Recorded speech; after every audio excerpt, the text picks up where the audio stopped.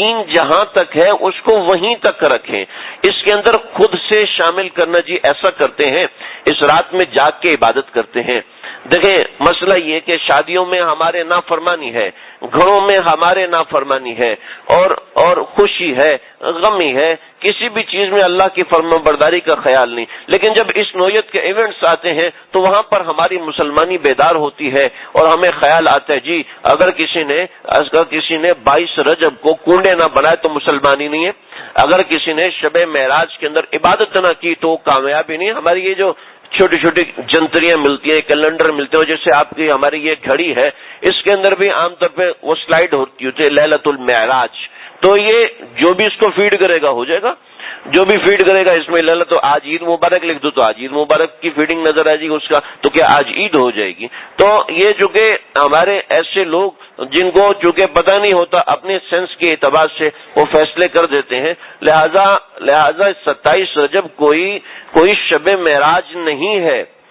27 رجب کوئی شب معراج نہیں ہے، نہ ہی اس کے اندر کوئی مخصوص عبادت ہے.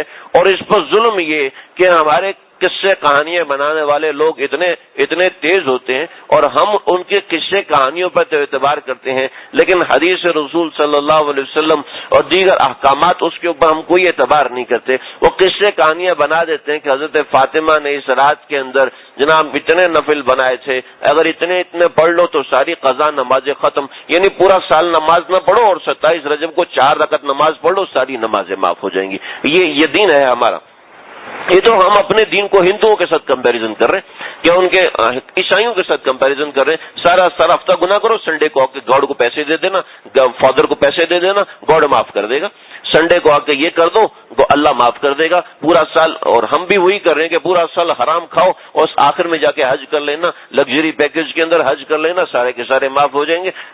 یہ دوستو یہ دین نہیں ہے، یہ تو دین کے ساتھ کھلواڑ ہے کہ 22 رجب کو کنڈے بناؤ. کوئی مسلمان ہے یا نہیں ہے 22 رجب کو کنڈے لازمی بنانے، چھوٹی چھوٹی ٹھیکریاں ہوتی ہیں اس کے اندر کھیر بنا کے وہ تقسیم کرنا. شریعت میں صرف ایک دعوت ہے، وہ ہے ولیمہ بس. اس کے علاوہ کہیں اور کھانا پینا نہیں ہے، کہیں اور کھانا پینا نہیں. اور وہ بھی ولو بشاتن، چاہے تم ایک چھوٹی سی بکری سے دعوت کر دو. ولیمے کی دعوت اتنی چھوٹی سی مختصر سی رکھی ہے. باقی تمہارے گھر مہمان آتے ہیں اس کو پانی پلا دو یہ بھی تمہاری طرف سے دعوت ہے، اس کو کھجور کھلا دو یہ بھی تمہاری طرف سے دعوت ہے. اب ہمارا دین محض تکلفات بنتا جا رہا ہے، جیسے ہندوؤں نے اپنے دین کو تکلف بنا دیا.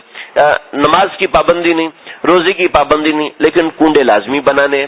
نماز کی پابندی نہیں، روزے کی پابندی نہیں ہے، جماعت کی نمازیں چھوڑنی ہے، لیکن 12 ربیع الاول ہم نے ضرور منانا ہے. اور جناب یہ لیلۃ المعراج پہ گھر پہ جھنڈیاں لگانی ہے. اور یہ دیکھو ہمارا دین یہ نہیں ہے. دین کیا ہے آپ سمجھیے.